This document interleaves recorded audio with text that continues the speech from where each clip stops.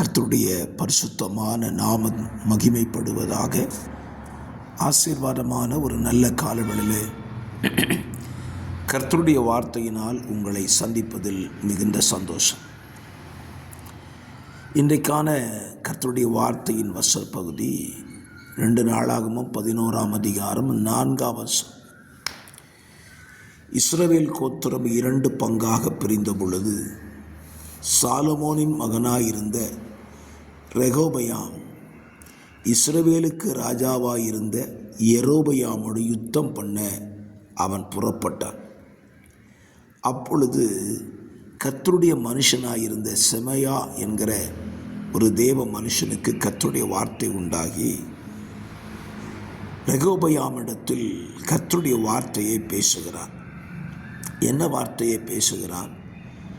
நீங்கள் போகாமலும் உங்கள் சகோதரோடு யுத்தம் பண்ணாமலும் அவரவர் தம் தம் வீட்டுக்கு திரும்புங்கள், என்னாலே இந்த காரியம் நடந்தது என்று கர்த்தர் சொல்லுகிறார் என்று சொன்னார்.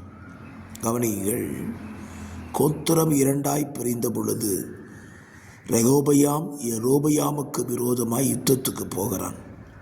சகோதரர்கள் சகோதரோடு யுத்தம் பண்ணுகிறார்கள். இஸ்ரவேல் ஜனங்கள் கானான் தேசத்தை பிடிக்கும் வரைக்கும் அவர்கள் யுத்தம் எதிரிகளோடு இருந்தது. ஆனால் என்றைக்கு கானான் தேசத்தை பிடித்து சுதந்திரித்து கொண்டார்களோ அன்று முதல் அவர்களுக்குள்ளே யுத்தம் ஆரம்பித்தது. இன்றைக்கும் பாருங்களேன், நமக்கு எதிரியான சத்துருவோடு நாம் யுத்தம் பண்ணுகிறதை விட்டுவிட்டு ரட்சிக்கப்பட்ட தேவ ஜனங்களுக்கு விரோதமாக யுத்தம் பண்ணி கொண்டிருக்கிறார்கள். ஆண்டவருடைய ஊழியத்துக்கு அழைக்கப்பட்ட ஊழியர்களுக்கு விரோதமாக யுத்தம் பண்ணுகிறார்கள்.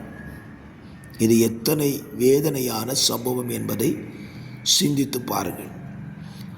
ஒரு சபையை நடத்துகிற ஒரு ஊழியர் மற்றொரு சபையை நடத்துகிற ஊழியருக்கு விரோதமாக யுத்தம் பண்ணுகிறார்கள். ஒரு சபையிலே வருகிற ஜனங்களை இன்னொரு சபையை சார்ந்த சபை மக்கள் அவர்களை தங்கள் வசப்படுத்திக் கொள்வதற்கு யுத்தம் பண்ணுகிறார்கள். இதெல்லாம் கர்த்தருடைய பார்வையில் தவறு என்பதை இன்றைக்கு யாரும் சிந்திக்கிறதில்லை. நான் ஒன்று காரியம் சொல்லுவேன். நாம் எல்லாரும் இயேசு ராஜாவுக்கு ஊழியம் செய்கிறோம். அவர்தான் நம்ம எல்லாரும் ஏற்படுத்தினார். அப்படியானால் நாம் ஏன் நமக்கு உள்ளே யுத்தங்களை கலகங்களை உண்டு பண்ண வேண்டும்?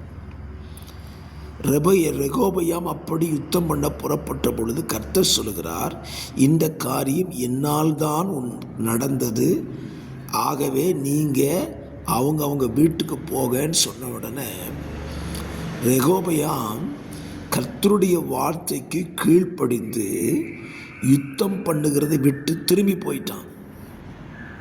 நான் இந்த காலவெளியிலே கர்த்தருடைய வார்த்தையை கொண்டு சொல்லுகிறேன்.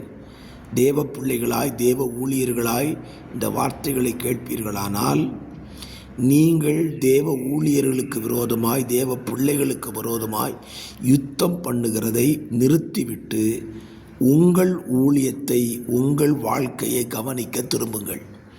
காரணம், ஊழியம் கர்த்தருடையது, ஜனம் கர்த்தருடையது.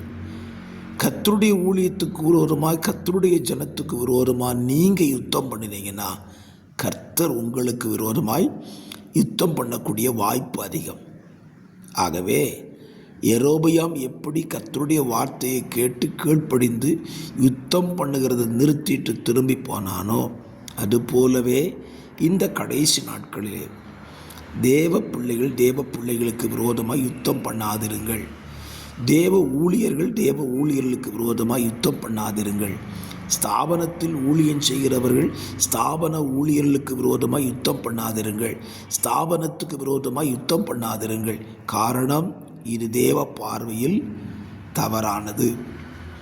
சொந்த ஜனமே சொந்த ஜனத்துக்கு விரோதமாக எழும்பினால் யார் அவர்களை அடக்க முடியும்? ஆகவே இந்த காலவெளியில் நல்ல ஒரு மன தெளிவோடு ரெகோபெயாமை போல கர்த்தருடைய வார்த்தைக்கு கீழ்ப்படிந்து உங்கள் எல்லைகளுக்கு போங்க. அது உங்களுக்கு நன்மையை கொண்டு வரும். பிதாவே, இந்த வார்த்தையின்படி நாங்கள் செய்வதற்கு உதவி செய்யும். இயேசுவின் நாமத்தில் பிதாவே, ஆமென்.